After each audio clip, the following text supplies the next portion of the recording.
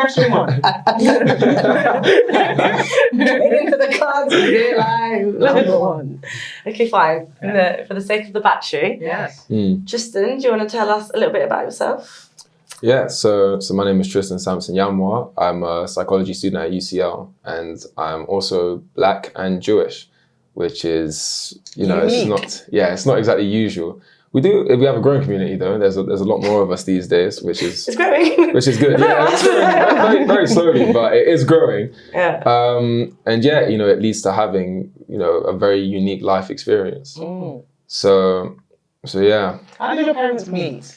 Anytime how Ghanaian met, like how did this happen? They both lived in England, so both lived in London. They were both very young when they had me. So they were about my age actually, they were 21. Yeah, I'm not trying to get in the same boat. But they had me, I think they met at Toys R Us. No, that's Yeah, cute. Toys R Us. I think my dad bought like a Game Boy Color off of her. Aww. Yeah. Oh, that's cute. That's adorable. Yeah, and it's because that's one of the reasons my mum actually sent me your talk with Lockdown University. Yes. And I was like, oh my gosh, like how many Black Jews? Because obviously my granddad was Jewish. I don't, I've not until recently have I maybe like called myself Jewish, which might be reactionary in some way, which is something. But yeah, how do you feel? Like, is it something? Because I remember you saying that you didn't actually know you were Jewish until. Yeah. And I would also say, on becoming, identifying as Jewish more now, I think a lot of people are like that actually, given like current affairs and everything. A lot more people are a lot stronger in their identity. But yeah, when I was younger in primary school, I actually didn't know I was Jewish because, we celebrated Christmas, we did Easter. And, when I'm learning, I was never actually really told like what religion I was. And do you think that's at quite school, usual for some Jews to celebrate Easter, Christmas? I think so, especially living in England, especially living in London. But we also did Passover. I just wasn't aware that it was Passover because in school we were learning about religions and I just correlated everything that we did with Christianity. So I was like, oh, I guess we must be Christians. And also my dad's side of the family are Christian. So I'd been to church before. So what is your background? Sorry. So my dad is Ghanaian Christian. My mum is Moroccan Israeli Jewish. This is a mix and a half. Yeah. So your So my dad is Ghanaian Christian. Ghanaian Christian. And my mum is Moroccan Israeli and she's Jewish. It's also interesting that you break down the religions as well, because I think sometimes we'll just be like, I'm from this place. But if you're like from Ghana or Nigeria, actually your religion really largely shapes your culture in a lot of ways. Oh, massively, massively. You've been to Ghana before? I actually haven't. I'm planning on going this year with my dad eventually, but we say this every year. So. Very funny you say every year. I'm going back. Never go back. Going home. But actually, yeah, like that is the question we need to, because obviously Lost Patriots, we talk about British identity. Like how much does your British identity like come into play with how you see yourself and how you think other people see you? So I actually did an interview for one of my projects at university with my friend recently, and he's French and English as well. He's also got that sort of, dual nature to himself, right? And when I asked him which culture he was like he identifies with more, he said, to be honest, I don't identify with either, I identify as Jewish. And when he said that, he asked me the same question, right, which would you identify more with, being like English or being like Moroccan or Ghanaian? I was like, to be honest, Jewish. Like I wouldn't really identify myself as being, of English culture massively or of Ghanaian culture massively. I'd say. Yeah, no, it's interesting what you're saying, especially when you're mixed. Yeah. I think you naturally have this understanding, you got this understanding of you have to be all of the things that you are. You're not just half and half or like a bit of this and that. Do you know what? I've recently come to start saying that I don't think you're half of anything. You're actually like 100% of everything, 200% Yeah. of everything. I think that's the better way to think about it. It's not half of this and half of that. 100%. I really am strong on that. And the Black and Jewish identity as well, especially, in Britain or the West, we're kind of the diasporas, the main, like the Black diaspora, that the Afro-Caribbean diaspora, and the Jewish diaspora, and a lot of ways actually I think has a lot in common that isn't really kind of spoken about, although obviously the Jewish diaspora has been going on for much longer. I think it's because Jews aren't evangelical. So in Ghana, I don't know, when you go, you'll notice one thing, there's churches everywhere. Right. And there's people ministering everywhere. And Christians and Muslims as well, very evangelical about telling people that you need to convert, and this is why this is the way, and this is right. Whereas Jews don't really. Yeah, we don't have that in the Torah. There's no like you're not supposed to go out there and try and get as many people to convert to Judaism as you can. It's the way I believe it is seen is like people who find Judaism and want to become Jewish. They're very 100% can, but it sort of has to come to you as opposed to So you have to come to it as opposed to it coming to you. Yeah, I think that's interesting because when I grew up in London, the view of Jews that you see is very much like Stamford Hill. Yeah, you know what I mean, and it's definitely not representative of us all. But it's a very visible Jewish aspect, isn't it? As opposed to like people don't look at you and think, oh, that's a Jew. Yeah, they don't even think that when I tell them. Think that I'm Jewish. Yeah, they say it again. So they don't even think that when I tell them I'm Jewish. They don't believe you. They don't think I'm Jewish. You can't be. This is you are what I say you are. So how I guess for Jew, it's harder to find basically because of that stereotypical presentation of Jewish people, which is like, okay, I can't be joining. Yeah, and a lot of images that people see online of Jews as well is it's almost like propaganda. When you look back to like the Nazi propaganda of like what a Jew looks like, and then like nowadays you have that all Jews are like this, and people they just assume that all Jews are like the Orthodox guys from Stamford Hill, or that all Jews are white. Very, very rarely do you see like a non-white Jew like coming up in the media, and it's not because there aren't any non-white Jews. In fact, like I think it's nearly almost half, if not more. There are more Mizrahi and Sephardi Jews than there are Ashkenazis, but it's just that they're all in the Middle East. Explain what that means to people that don't understand so, including myself. Okay, so Sephardi is like people who come from not from the Middle East, but from like the areas surrounding. So it's like North Africa, and it does actually include the Middle East, but then Mizrahi is more specific to like from like Israel, from the land of Israel and the like closely adjacent countries, because obviously when all these things were created, the borders weren't the same. So it's just from that area. And then Ashkenazi is those who come from Europe. Okay.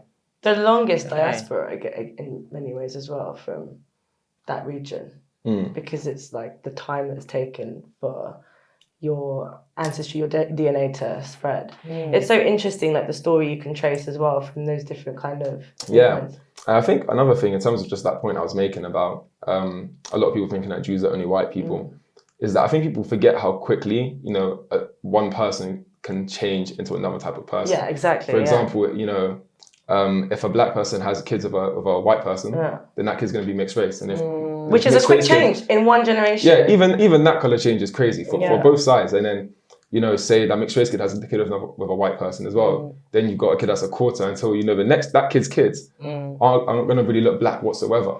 And that's only 4 generations. So within 4 generations, you can completely change race. Which is why I think even when people say like, so for example, Ashkenazi Jews or people who are like white Jewish people, they don't come from white lineage. That's the thing. They don't come from white lineage. Yeah. It's really hard for a lot of people to understand, and I'm not. I kind of understand why. We're a very visual species. / we can be very influenced by kind of race is actually a really hard subject to talk about, and people just kind of make assumptions based on what seems like that's something that seems visually clear to them, but isn't actually. When you really break 100%. It down, it isn't. 100%.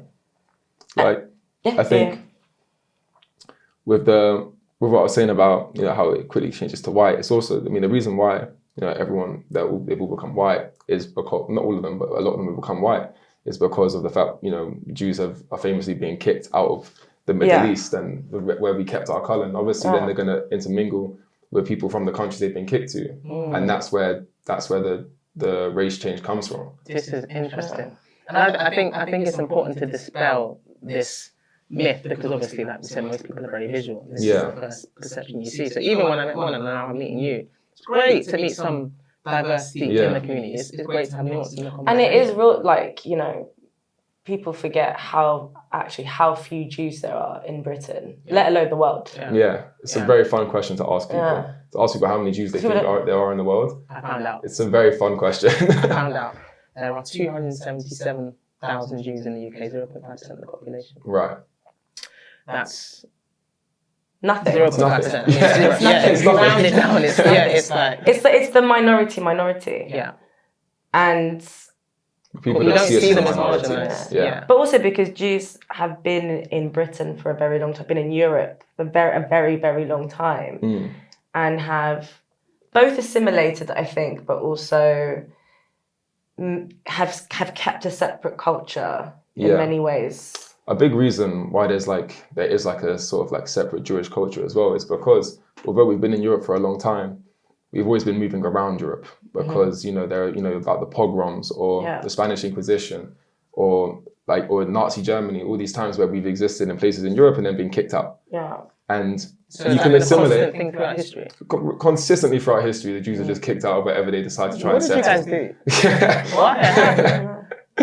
Well, yeah. I mean, that's a whole. That's the whole topic because I don't think people comprehend. I think people understand Nazi Germany, which is terrible. I think people assume and understand that there was reparations, so you guys were made pretty well. This is that kind of I think some of the stereotypes. But that is also the thing. People say, "What did you guys do?" But they actually mean it seriously. I think there is this. Yeah. They can't even the way, because I remember you saying, a lot of the anti-Semitism that you just naturally had at school. I had it all the time. A lot of it was like tied up into conspiracy theories, the Illuminati, Jews on the world. But like it shifts every generation. Like every generation has a different form of anti-Semitism and a different kind of. the original reason, I guess, was that because it came out, the Jews killed Jesus. That's where a big thing comes from Christians. Which is just completely, but it's like not true or biblically accurate. Well, yeah, it was during the Roman not the Roman Empire, but during the Roman times where I can't even lie, I'm not too firm on the story either. But they say that the Jews killed Jesus. Yeah. Regardless, a lot of things happen inside. Even though Jesus was a Jew text. himself, was probably like the problem with that was that the Jews didn't believe in Jesus because he claimed he was the Messiah, and then the Jewish people didn't believe him. And he created his own religion, or he gained his own followers, and that became Christianity. Yeah. But yeah, and then on the Islam side, I think a lot of it has to do with the Middle East as well. A lot of it has to do with the Middle East, and it's a land that both religions come from. Both religions come from that land, and naturally there's friction there because it's like who deserves this piece of land, who deserves that piece of land, but also just the fact that they're both Abrahamic religions. I was going to say, the Abrahamic religions all need to chill out. Yeah. Everybody needs to... It's like, our story is correct, yours is wrong. Yeah. Our story is correct, yours is wrong. Yeah. Both of them come from Judaism, though. Yeah. So, it's the OG religion. It's the OG monotheism. No, I hear it. Whoever's wrong, we did it first. But this is like the context is really interesting. But like, for you so you see yourself as 100% black and 100% Jewish. Yeah. So how, for example, do you feel about, the recent controversy with Kanye West? So something. Okay, so Kanye West is an interesting one. Yeah. Because I think so I think the UK has, there's a lot of people they've let into the country that they perhaps shouldn't have. Right, and the Kanye West thing, I feel like a lot of it is it's quite sensationalist to like not let Kanye in, but you let in some other people who have said some horrible things and or are like have potential to cause harm inside the country. Like, for example, like the terrorists who were allowed into the country, who, for example, what happened in Manchester, the synagogue, and Kanye West obviously he said these horrible things. Personally, I understand the decision to not let him in. I just think it's not consistent with other decisions that they've made. Yeah. But I understand it because at the end of the day, he's said some horrible things specifically about Jewish people as well in the media. He's got a massive following. And I know that he apologized, but until he's actually done something to go out there and, repay for what he's done to the Jewish community, because I don't think he realizes there are a lot of people who follow him and he says these things and they agree with him. He sold Nazi shirts with the swastika on it, and people bought them. And he has to repay the ramifications of his previous actions before he can be expected to just be allowed back into the scene, and be allowed to be Kanye again. There are so many things in it for me, because I don't think, for example, we should cancel Kanye West's music, like his back catalogue. No, I'll still be listening to that. Yeah, and I think we have an issue with cancel culture where we're like, okay, we this person has done something wrong, so we're going to cancel them entirely. On the other hand, it's so interesting to see people's kind of reactions to it, because kneecap being banned in America only happened like a couple of years ago, and there was like it's interesting to kind of see the people's reaction towards anti-Semitism and how eager they are to kind of say, well, it's freedom of speech. And on the other hand, I think there's conversation around mental health as well that is maybe not, we struggle to address. So of course Kanye West has bipolar, right? He's bipolar, and for a lot of his recent career, it seems like it's been one massive manic episode. And when you're in a manic episode, when you're someone who has bipolar and you're in a manic episode, you really can come out and say things that you just absolutely do not mean and act in ways that are completely not you. It's the nature of the illness. However, outside of those manic episodes, it's still your illness. So you still have to, make up for what you did whilst you're in a manic episode.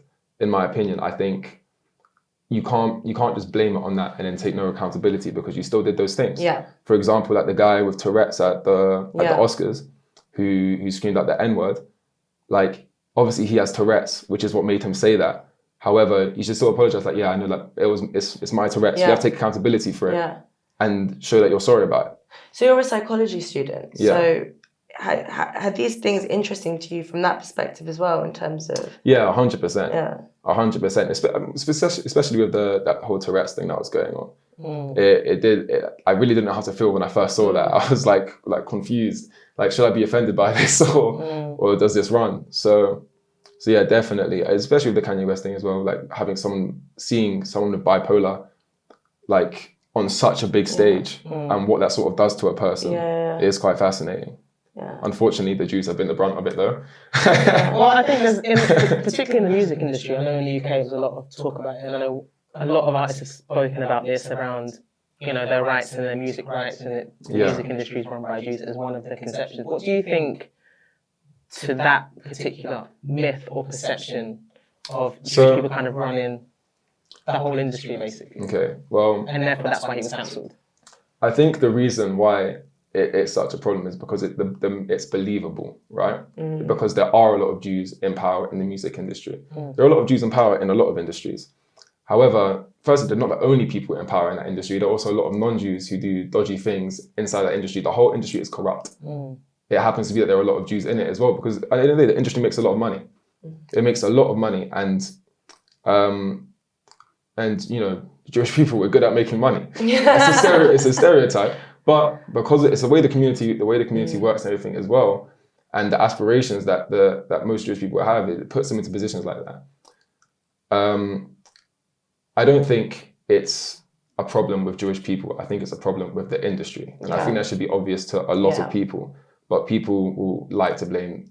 No, it's because they're Jewish. Yeah. If you changed all the Jewish music owners and Jewish CEOs in the music industry to any other religion, they would still be doing the same things. It's interesting. So what about this idea that, and you kind of touched on it, that Jews are good at making money? Because a lot of Jews have a lot of money. And a lot of people think that it's not proportionate to the amount of us that there are. You said 0.5% of the population. However, most Jews that you see, most Jews, I'm putting that in asterisk because a lot of us also don't come from a lot of money. I don't come from money, whatsoever. A lot of these Jews that you see, they've got a lot of money, and so people just attribute one thing to another, and they're like, okay, all Jews have money, and the way they're getting it is corrupt. The way they're getting it is this. The way they're getting it is that. It will never be legitimate, and it's a big part of it is because we're Jewish. That's true. There's a lot of anti-Semitism rooted in the beliefs that people then create. So was the accumulation of wealth for Jews not because of reparations? Is it the ability to collect their resources together and build something? How did that happen? Precisely. That the Jews became a good proportionate in relation to the percentage of you there are. Accumulate so much. So I think a lot of communities have a lot to learn from the Jewish community, actually. Like, the way the Jewish community works is Jews help each other out. They help each other out. They don't hoard the resources, keep it to themselves, and then try and grow that way. They understand that the best way to grow is to grow your community and to use your community to its fullest, and then you all rise. You all grow at the same time. And that's how you really get wealth, because then that spreads around the community even more.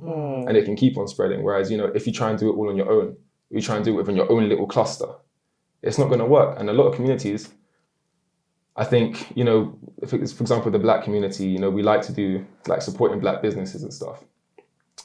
But there are so many of us here in this country specifically as well.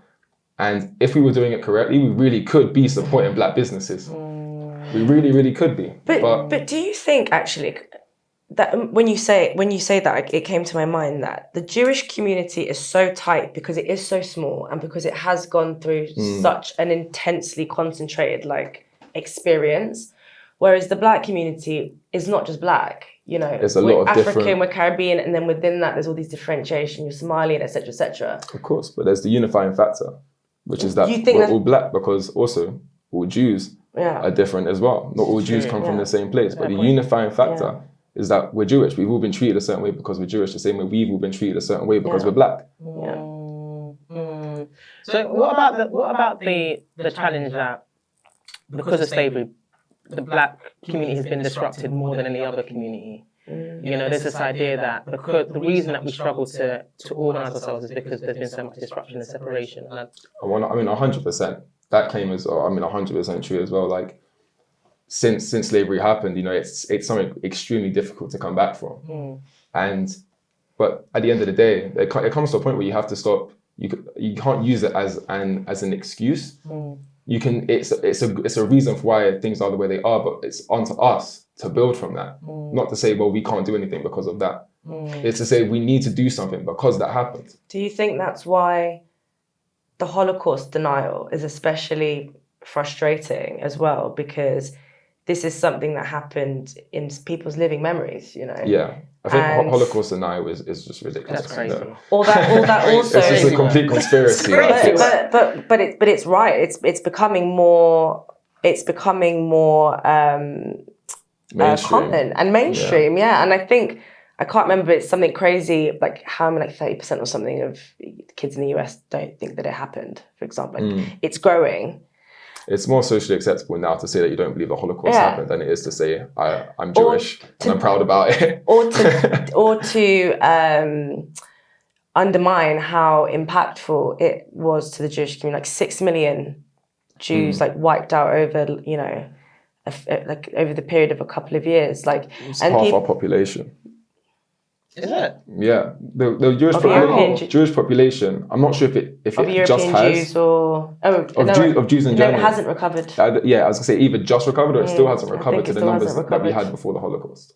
I think that's hard to conceptualize. Yeah, we still haven't. Imagine half the Black community just wiped out. Yeah, no, we're a bigger community, so that's hard to imagine. That's a lot of people.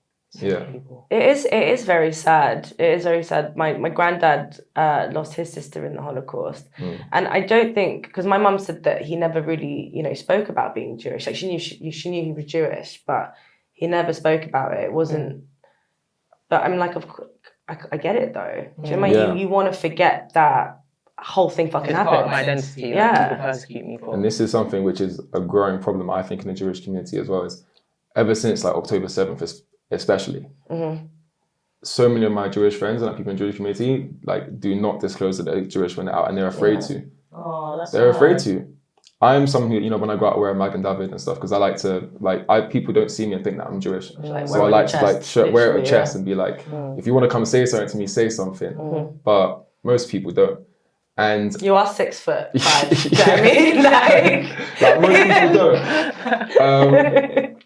But I think it's such a dangerous position to be in as Jewish people, because the last time that this many Jews were concealing their identity was the build up to the Holocaust, because it's genuinely how can you not go out in public and publicly be Jewish without having something happen? Because I say I wear that chain. Things have happened. I've been in the club before, gone to the toilets. People come up to me and been oh, I see your chain. I just wanted to say Free Palestine. Yeah. And I'll just be bro, just go get a drink. I spoke to a Jewish girl who someone punched her on the train small, petite girl. Do you know what I mean? Like it was, and nobody talks about that, like that physical, like that there's actual violent attacks happening in this country. Yeah. That if it was happening to any other, like the Manchester terrorist attack, the Hatzalah ambulances, and going back to what you were saying about Jews, you know, building community and sharing resources, the Hatzalah ambulances was a perfect example of that, where exactly. You know, you did a I posted story, some of my story about that. Because also with the Hatzalah ambulances, like a big misconception is that it was just for Jews as well. And the thing is, it isn't just for Jews. It's an ambulance service which is paid for by Jews. It's a Jewish charity to operate in the area of Golders Green, Temple Fortune, Hendon, like the nearby areas where a lot of Jews live. That's amazing. A lot of Jews live there, but also there are a lot of non-Jews who live there. And say you're not Jewish, you live in Golders Green or you live in Hendon, and something happens, you need to call an ambulance, the NHS will send, you can receive a Hatzalah ambulance, because at the end of the day, it's just an ambulance. It's just to have them more readily available. And those ambulances, I think they found the guys and they were IRGC, Islamic terrorists. See, I haven't seen this. I haven't seen that identification of the guys. Or a friend of ours actually told us this. Which, you know, going back to this idea of like, there are conflicts happening in the world, for example, in Iran, that, you know, people are very happy to be anti-Semitic, very happy to be anti-Israel. And I want to say I don't buy this pro-Palestine, pro-Israel stuff. It's more anti. It's more like, it's very anti-Israel. So we had IRGC terrorists blowing up the Hatzalah ambulances. Right. But people aren't interested in that aspect or what that actually means in terms of, you know... The further meaning of it. Do you think that people are just kind of interested in what's happening in Israel and Palestine for a specific reason as opposed to... I think a lot of people are interested in it. Or I think a lot of people aren't even that interested in it, but a lot of people will post it on their social media because it's what everyone's doing. And if you don't, then you're evil. You know, you have to post about it. I think, you know, a lot of people are also only interested in the spectacle. People are interested in the spectacle, not the sensationalism. Yeah. What's going on in Iran is a much bigger thing than a couple of ambulances being blown up. But a couple of ambulances being blown up is the thing that affects the average person, which is a result of what's going on in Iran, which is a result of the wider conflict. But people only want to focus on the wider conflict. Instead of what's happening in their community. What's happening here, what's happening to the people around you. But that's one of the many benefits you have if you're an onlooker of a situation, not someone who's actively involved in it. It as privilege. Yeah, it's the privilege you have. It's the privilege we have. It's the privilege you have. Because for me, you know, I see those ambulances, getting blown up, right? My mum had clients who had to cancel on her that day because they were being evacuated because they lived in a flat. My ex-girlfriend, her flat is right there. Oh my God. It's the one right next to it. Like, this affects people who are actually related to me by one person. Yeah. It's not like it's a war far away in Iran anymore though. It's like it's happening, it's having effects here. But exactly. I think that's what's interesting is that people do not understand that something happening here. It's like we really do need to understand the geopolitics of things because we have a diverse community here in Britain that represents these places. So those conflicts are naturally going to have an impact here. And we see it in the protests, we see it with the Hatzalah ambulances being blown up, we see it with like Kanye West, like all of these things are actually part of a wider picture. Yeah. I mean, we're even seeing a lot of support for Iran in the UK right now. Like from people who don't actually understand what's going on, but they put Iran with Palestine and they put and it's still Israel. As anti-West, anti-America. There's kind of an anti-Western rhetoric. Yeah, but what I find to be particularly crazy about it is that, you know, a lot of these people are living in England, right? And say a war was to break out, say Iran and the UK entered war, right? The people coming to protect you in your house would be Israel. It would be Israel who are allies of the UK. It would be the US. These are the people, for now. These are the people who would actually come and save you. Whilst the people that you're supporting are bombing, you know, where you're from without consideration of your political views. At the end of the day, you also have to consider, you know, like where actually are you geographically? It's geopolitics. You have a political opinion, but this is geopolitics. You are geographically in the UK. I actually think it's a slight form of self-hate to try and destroy a country that you live in. It doesn't make much sense. And I understand criticising the government, right? Of course. It's okay to, obviously, you don't have to agree with everything the government does. Yeah.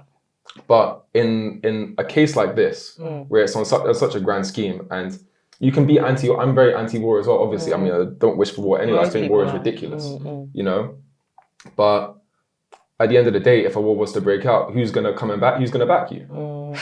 Who's going to back you? Because it's not going to be Iran, and it's not going to be if there was a Palestinian state, they're not going to be protecting you. They're going to be against you. But Yeah. But I'm very, because we had this conversation actually when we first met about, because while I appreciate the term anti-war, it's this very binary language that we use when it comes to, you know, pro this, pro that, anti this, okay, so we're anti-war, but if someone is coming for me, I am very much pro-war. Do you know what I mean? If there is a conflict that needs to be resolved, or if there's a government that needs to be taken down because it's posing an existential threat to the rest of the world, then I'm pro-war. And the problem is, of course, is knowing exactly when a war is just, because the information that we receive is so often propaganda. It's not the truth, or it's a half-truth. It makes us feel emotional, which is, I think, what happens a lot with, you know, the wars in the Middle East. A lot of the content that we receive makes us feel very emotional, and that clouds our judgment. You know, we're very much like led with our heart, because that's what social media does. It triggers us into feeling a certain kind of way, instead of being like, okay, maybe let's get a full picture that doesn't come from TikTok and Instagram. Yeah, I think when we speak about war and Iran, it's very left and right. So I think people are attached to this ideology of this is left, this is my values, regardless of whatever the situation is, as opposed to, like you're saying, being more rational about the cause. I think there's some problems that we have between left and right politics to be able to analyse the situation as it is and decipher actually, you know, the rationale behind what's happening. Yeah, 100%. I mean, for me, I'm still anti-war, but you know, I think when you have people in the world who are evil and they are coming for you, you know, as like the more, you know, for example, like the US, for example, as the more powerful country, you also have a duty, in my opinion, to use that power to your advantage, to not have to exert force. Okay. It's like me, if someone who's smaller than me tries to start a fight with me, I don't have to, it's well within my power to, you know, to take them out. But do I have to, or can I use my power to diffuse the situation? That's the way I see it. Is if you have more power, you also have the power to diffuse it. What if they have a bomb or something explosive, like a nuclear weapon? Yeah. Well. Okay. So it's a good point, because I guess if you apply the analogy, because a little man with a gun, it's them having a nuke. You diffusing it. You stopping it from happening. How would you diffuse? As in this analogy, diffusing. No. I mean, it's like destroying the nuclear plants. Yeah. Which is what they're doing, to be fair. Yeah. But it's when that extends further, and it very usually does. Yeah. It very usually does. And at the end of the day, I'm not in government. These aren't actually my decisions to make. But I feel like the people who are in government can do a better job of world peace. You know, I think the way we're going about it, it's never like we're looking for peace. So anti or pacifist. So yeah, 100%. So as a pacifist, because we haven't even really spoken much yet about your studies in psychology. Yeah. So do you think that you yourself as a pacifist and as a person of mixed heritage, do you think those experiences have kind of led you to want to study psychology and understand 100%, yeah. Because like from a young age, you know, being mixed race, I think a lot of mixed race people share, you know, the same feeling and experience of feeling like you've got to pick this or you've got to pick that, and all it really leads to is identity confusion. It just leads you to be confused. Because at the end of the day, some people are confused. It's not about, you know, it's all about picking like, who am I going to be? Yeah. And you feel like you have to pick something, but really you are just everything. And there was a hot minute as well online that I really noticed mixed people being just like trying to be so black that it was like, you're just trying too hard. You're just trying too hard. Like overcompensation. You're overcompensating. You're belittling yourself. You're actually like, you were already black anyway. You didn't. Yeah, exactly. But it's like I guess a lot of mixed people in themselves feel like they're not black enough. Or white enough. Which is a very big thing. They're not black enough. They're not white enough. then yes, I mean, it's a common saying, isn't it? You know, not white enough for the white kids and not black enough for the black kids. But Did you have that experience? Well, in my secondary school, there weren't many black people. So, you know, I basically was just considered black anyway. I was never really considered mixed race. But I personally, I mean, I think a lot of mixed race people would also agree, especially, you know, when you're of darker color and when you look, you know, more African. I think African or Caribbean, but I think it's a lot easier to just migrate into like black communities. Because from my experience, at least, black people never really looked at me and been like, nah, you ain't black, like you're mixed. I've had white people say that to me though, but they'll never say you're white. So even though it's obviously the 50-50, it's obviously 50-50 of either. But as you said, it's about race. It's not about what you're actually made of. It's about how you look. We're very visual creatures. So what company are you most comfortable in? Because I think I was always actually, looking back, more comfortable in like a mixed space. What I mean when it was kind of not even necessarily that I'd be uncomfortable in just white spaces or just black spaces, more that sometimes I, especially when I was young, would maybe feel a pressure to kind of be something. But when the groups were mixed, you have black, white, Asian, whatever, then it just kind of felt like, you know, everyone's we're just different. people. So I mean, I never really had like, until university, I never really had experience like being around like such a mixed community, because I went to a Jewish secondary school. There were 3 black kids in my year, me being one of them, in a year of 300 people. And in the entire school, there was probably about maybe 12 of us. And the school has like 2,500 students. So it was very, very much purely white. And I wouldn't say I feel more comfortable around white people or around black people. I'd say I probably feel the same. You know, I live, you know, with my mum, and that side of my family's white. So I'm very like calm around white people. Yeah. I've got a lot of black friends. Like, I just don't really see it as being anything that limits how I feel. Maybe when I was younger, though. When I was younger, I think being around so many white people at first at secondary school did make me feel a bit weird, because it was like, all of a sudden I stood out, because I went to a mixed primary school. Yeah. And I didn't really realize I was black until I went to JFS. And then all of a sudden I'm just so different to everyone else. JFS is the Jewish... It's the school, Jewish free school. And yeah. I mean, I didn't know I was black until I went to JFS. I also, you know, really, really found out I was Jewish when I went to uni. So I've always had like the sort of split of, you know, you're either this or you're either that. But I think it's about understanding that you're everything. It's that. And even, what does it actually even mean to be black? Like, we have all white, or whatever the race that you're trying to define is. I feel like there are some unhealthy stereotypes of what it means to be black that we try and uphold. Even within the black community, even somebody who is clearly black, there's no mix. I'm Ghanaian, but you could spit that if you wanted to, but I'm black. But even I can recognise that sometimes the black community specifically, and I only speak about the black community, can police itself around what it means to be black, you know. And for me, somebody probably would find it easier for you to identify that because you sound black. You've got this kind of like London tone that still kind of like assimilates itself with like the black community. Whereas if I spoke a bit more like this, people would be a bit more confused around my black identity. I think it would throw people off a little bit around, you know, how my upbringing and where that came from, and there's kind of this idea. I think. I mean, the code definitely switches. Yeah, the code definitely switches. Yeah, no, for sure. Yeah, it can be switching. But I also like, I feel like code switching is actually way more normal than people. I think it's a skill.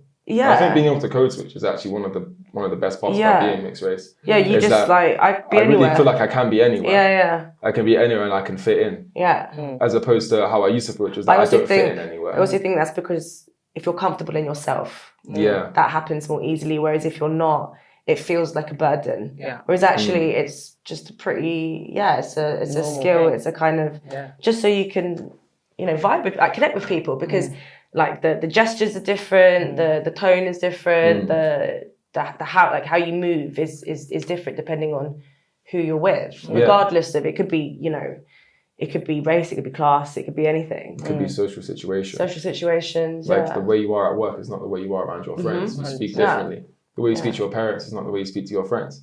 Like, code switching is something which is just all, like, natural to us as humans, because it's part of communication, and obviously that's like one of our biggest traits is communication.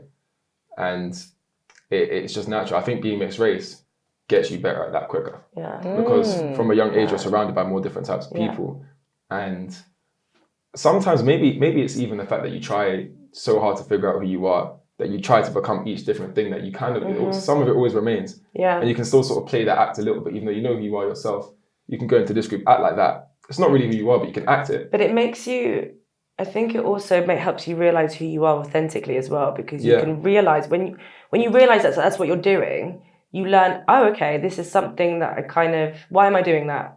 And then that helps you introspect and, you know, think about, you know, social codes and conduct and that kind of thing. I think maybe some people are unaware of their own inauthenticity. 100%. Yeah, I agree. I'd say that stretches beyond just being mixed race though. I think a lot of migrants in general struggle with that idea of like figuring out who they are and where their place is. And I do feel like when I go back home, people are more centered in their black. It's not even a thing really about being black because everyone's black. Everyone's black and everyone's just experiencing and just enjoying what they enjoy. There's no pressure to uphold this identity that we have here. I feel like, particularly in London, I find that recently there's this idea of inauthenticity quite a lot. And because a lot of people are trying to be something they're not. It's not even necessarily a case of fitting in. It's you are not this person, and you're trying to force yourself to be a certain way for social acceptance. And it stinks. Yeah, it stinks. You smell it a mile off. It's like, just be yourself. Do you know what I mean? Yeah, I remember when I was at secondary school, like you know, being a teenager as well, it just amplifies it. But a lot of the time, I did feel like I was actually actively trying to be something I wasn't.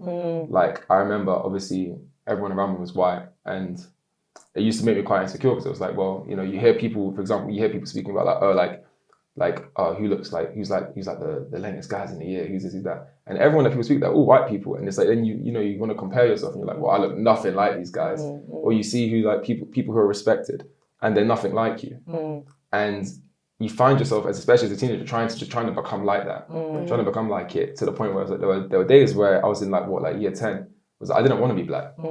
I just wished I was born white. I was like, why have I got to be black? And it was something that I really struggled with. And I think that struggle though did inevitably help me realize, like, made me even more confident in who I am, because I had to go through that. You're 21? Yeah. So I never experienced that in year 10, which is nuts because, you know, we're 10 years older than you. And that wasn't, did you? Did you experience that? I ain't 10 years older than him. Not wanting to be black.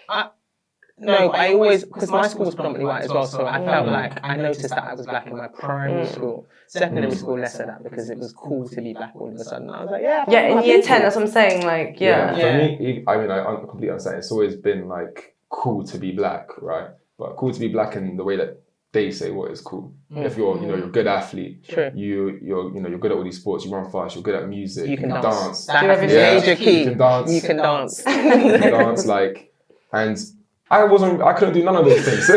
I couldn't do none of those things. So I was like, two-step. Bro, I can't even do candy at like a wedding. I can't even. We'll teach you.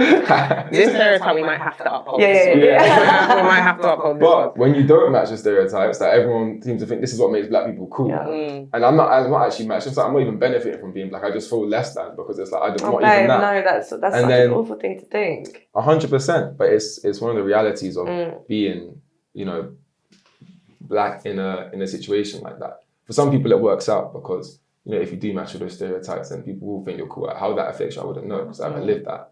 But there were definitely aspects of it which, were to do with stereotypes. For me, it was less in school. It was probably more. I have a really accepting family, but it was more my family where I thought more about race, I think, because, you know, being a mixed race kid when I was at my black families and a mixed race kid at my white family, I think that was, and the worlds were so different in like quite important ways. That's when I thought about it most, I think. I actually just want to say that one of the best things about you just generally, I think, is your ability to articulate yourself so young. Like you feel like an age mate. Right, auntie? I'm not going to reveal my age. Let auntie speak. I feel like you articulate yourself and have a level of introspection that is way beyond your years. I mean, that's 20. Some people never have it. I appreciate that a lot. I think it's also a growing thing though. I think a lot of people my age are gaining this sort of level of introspection and like being able to be more articulate how they feel earlier. It's our age. Our age. Speak for yourself. I'm happy here. Forcing it. I think a big part of it is social media, to be honest. do you think I so? think a big part of social media True, because I feel like becoming confident in yourself, a lot of it comes from suffering from insecurity. And one of the biggest symptoms of social media is insecurity. I think I speak for most people, obviously not everyone. You have some people who are just, solid as rock. But I think for most people, social media has at some point caused some form of insecurity. Yeah. And it's like now you're surrounded by it. In fact, it's like brands and companies and the social media apps are designed to make you feel insecure. So when you say people have greater introspection now, because I can so see that, at the same time, I feel like people lack critical thinking. I kind of feel like people have a lot of introspection, but they kind of don't know what to do with the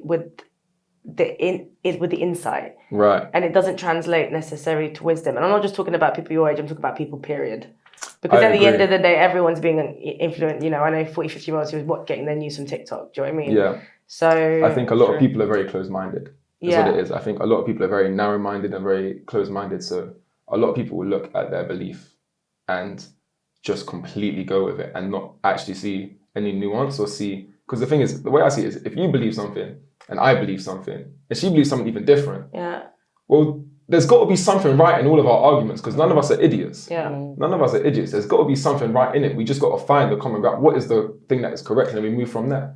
Because there's truth in a lot of things. There's also lies in a lot of things, and you have to be able to identify the fact that someone who's super left and someone who's super right, maybe they're actually both quite intellectual people, and the person on the right isn't like less intellectual because they think differently and you think your way is so right. It's that often it's something more in the middle which is usually correct, and you guys have just gone so far down one pipeline that you've become intelligent in that aspect, and they become intelligent in that aspect. You both missed the point. And this is something we really want to speak about on Lost Patriots, as well as this idea that in Britain and any country, the idea is not that everybody thinks the same, it's that our values are the same. Yeah. Because we can have different ideas about something, but our values, truth, or being as truthful as, you can with the information, having integrity, acceptance, not tolerance, acceptance, which I think is different because you're not putting up with something, you're not tolerating someone else, it's actual, genuine acceptance, integration. That is what makes a strong country, not, constant fucking bickering about things that don't, ultimately we're the same. Yeah. But they're having the same value system. Yeah. And again, I'm going to bring it to social media. I think social media, because social media back in the day was newspapers, right? It was just the news, right? So I'm including news in this, but I bring it back to social media. It's there to cause separatism. It's there to separate you. Even what you were saying before, how you don't like the terms pro-Israel, pro-Palestine, you prefer it to be anti. I disagree with it. I don't think it should be pro-Palestine or pro-Israel. Because I know some people that I know who are pro-Israel and they are way more right-wing than I am. And I would also call myself pro-Israel.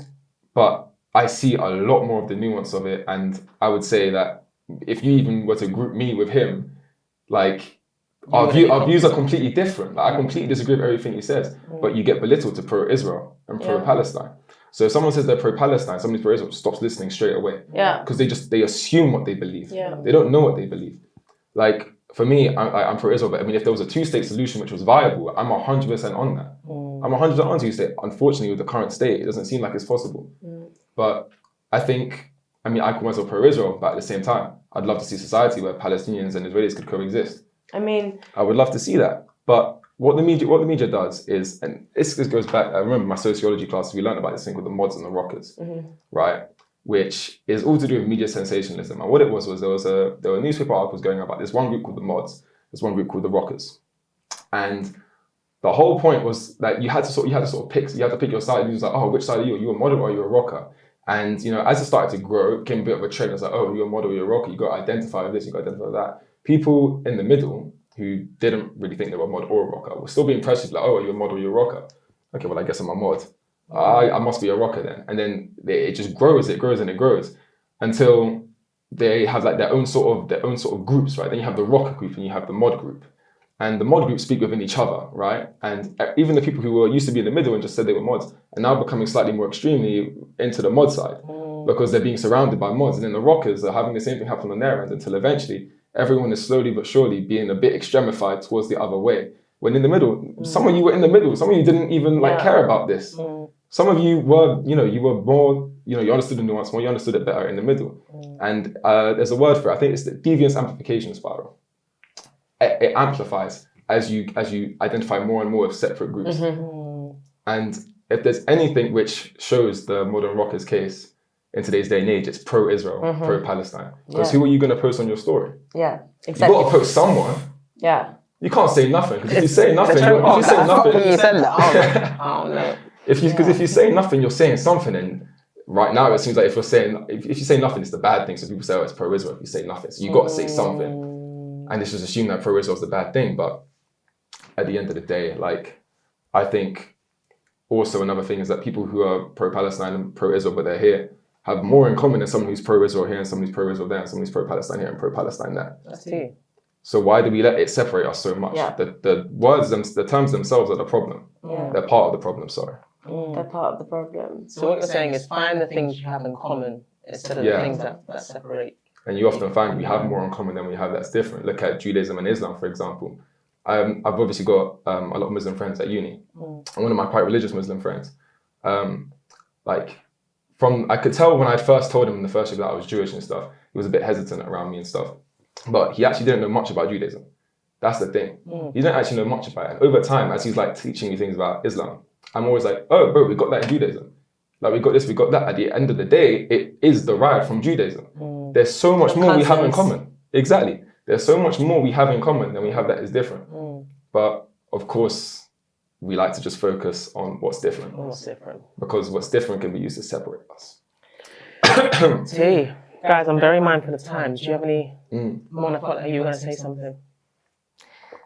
I was, but I think if I ask another question, the question I was going to ask, then we'll just be here for another hour. Maybe we have to have Tristan back. Is there anything that you kind of want to say in final thoughts or kind of what you're hoping for in the next few years? I think I want to say two things. I want to say one thing about people's perception of Jews. I want to say I actually have a friend who made a painting. Yeah. Could I get this up on the screen, or am I causing problems for the editor? Yeah, no. I think you should. Yeah, we're gonna get it up on the screen. Up on the screen. Yeah. It's amazing. It's amazing. And amazing. What I think is amazing about it is when you look at it, right? It's called red grass, right? And the grass in the painting is red. And I think the natural way that you see grass, you see it as green. It's to do with nature, purity. The way you see red is to do with blood, lust, and danger and bad things. It's like a dichotomy, right? It's contradictory. Then in the picture, it's me and my friend who's white and blonde, and we're both Jewish. But me, I've got on tefillin, right? I've got tefillin wrapped. Explain to people. So tefillin, if you're looking at the photo, it's the black thing that's on my head. It's the Jewish tradition to wrap it every morning. This is what it is.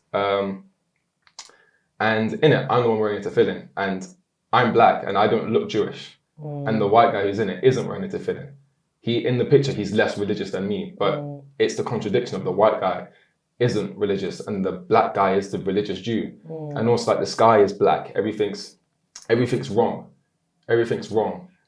And then what you see is he's holding a pomegranate, and he's got 3/4 of it, and I've got 1/4 of it. And the way I see that is, he's white. I'm doing all this religious stuff, but just because he's white, for me, the pomegranate is representative of the Judaism. Beautiful. And he gets the 3/4, and I still only get a 1/4 just because I'm black. It's amazing symbolism. And I honestly think it's amazing. He doesn't like it when people say he doesn't say he has his own opinion on what it means and this and that. He likes to let other people describe it, but that's how I see it. And I think people need to be much more open about the fact that even in the Jewish community, that not all Jews look the same. And we come from everywhere. Yeah. I can't remember what my other thing to say was. I got too caught up in that. that was poetic. But yeah. That was a poetic ending. And we will we'll get we'll link your friend's artwork as well, because it is amazing. And I think people need to see it in art and visual culture. That's why we really wanted people to be able to see our guests as well and 100%. show how, things aren't always as they seem. Things aren't always as they seem, and we've got more in common than we have different. That's a stunning way to end. Yeah. Thank you, Tristan. All right, thank you guys for having me. Thank you.